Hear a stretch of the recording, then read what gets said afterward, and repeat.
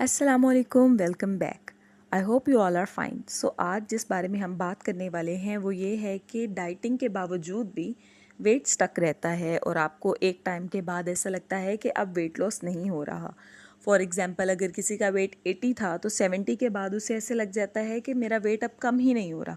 तो ये क्यों है, इसकी क्या वजूहात हैं और किस तरीके से हम उस स्टक वेट को भी रिड्यूस कर सकते हैं। सो आज की वीडियो में हम ये सब बात करेंगे।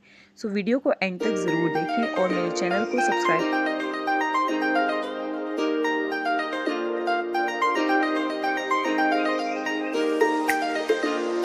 स्टार्ट करते हैं हम सबसे पहले तो ये कि अगर हम डाइटिंग कर रहे हैं तो किस टाइप की डाइट कर रहे हैं, क्योंकि हमारी बॉडी को वेरिएशन चाहिए होता है। अक्सर लोग क्या करते हैं, उनसे ये मिस्टेक हो जाती है कि वो एक ही डाइटरी पैटर्न को लेके चलते हैं।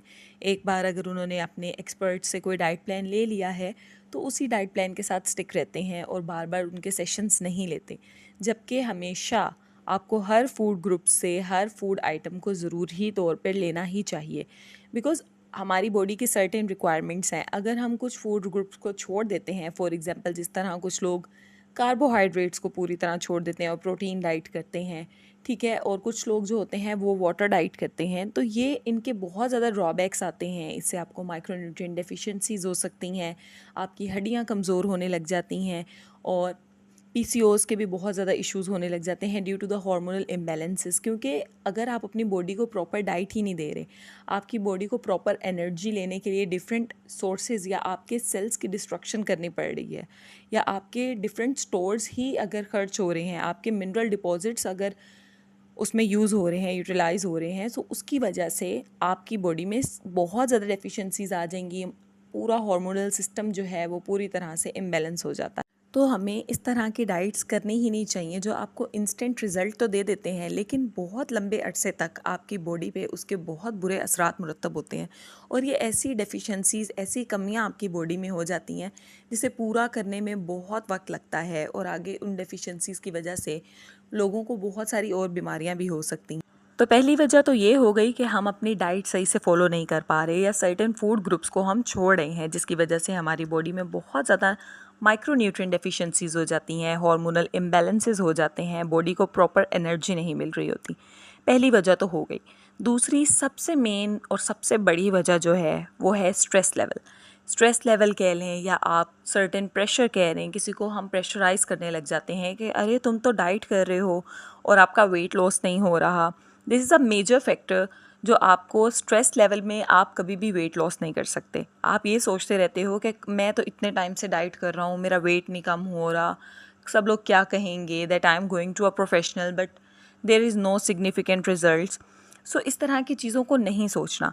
आपने हर रोज़ अपने आप को खुद मोटिवेट करना है। Even the family around that person, they have to encourage them कि आपको अच्छी तरह से उसे इनकरेज करना चाहिए, उसकी हौसला अफजाई करनी चाहिए कि अगर वो एक हेल्दी हैबिट की तरफ जा रहा है या जा रही हैं तो उन्हें इस चीज़ पे फोकस्ड रहने देना चाहिए। क्योंकि ये वेट लॉस करना एक लंबा प्रोसीजर है जिसको आहिस्ता आहिस्ता, जितना आहिस्ता होगा ये उतना बेहतर होता है। क्योंकि जितने कोई भी डाइट प्लान्स हों जो आपको बहुत इंस्टेंट रिजल्ट देंगे, हो ना हो, कभी ना कभी आपको लाइफ में ज़रूर नज़र आएगा कि उनके कितने ड्रॉबैक्स हैं वो आपके।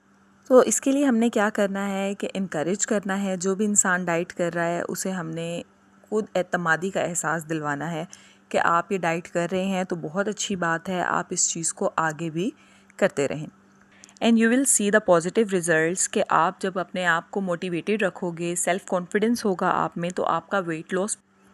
थर्ड चीज़ आ जाती है कि आप डाइट तो कर रहे हैं but you have no physical activity. ऐसी डाइट बहुत कम रिजल्ट शो करती है कि जब आप डाइट कर रहे हैं लेकिन आपकी फ़िज़िकल एक्टिविटी ना होने के बराबर है, आप वॉक भी नहीं करते, जिम भी नहीं जाते। ठीक है, अगर आप जिम नहीं जाते बट आपको वॉक करना बहुत ज़रूरी है और वो वॉक आपके डेली हाउस होल्ड वर्क्स में नहीं आएगा। आप जो घर के काम कर रहे हैं, this is a separate thing, वो आप वक्फे वक्फे के साथ कर रहे हैं। और वॉक भी, शाम की वॉक को अब मेडिकल साइंसेस में ज़्यादा फोकस किया जाता है। इसकी वजह ये है कि जब हम पूरे दिन में खाना खा लेते हैं और हम शाम को वॉक करेंगे तो शाम को वॉक करने से हमारी पूरी प्रॉपर मेटाबॉलिज्म होगा, प्रॉपर डाइजेशन हो जाएगी फूड की, तो रोज़ाना आधे घंटे की वॉक जो है वो कंपलसरी है, मतलब आप रोज़ वॉक ज़रूर करें और हफ्ते में 1 से 2 बार घर पे ही रह के आप कोई एक्सरसाइज भी कर सकते। उसके बाद जो बहुत बड़ी वजह आ जाती है वेट स्टक होने में, वो आ जाती है मील टाइमिंग्स का प्रॉपर ना होना। यानी आप डाइट फॉलो कर रहे हैं, आप ये देख रहे हैं कि आप वही फूड आइटम्स ले रहे हैं जो आपको अलाउड हैं, लेकिन आपकी टाइमिंग्स में मसला आ जाता है रूटीन या मसरूफियात की वजह से।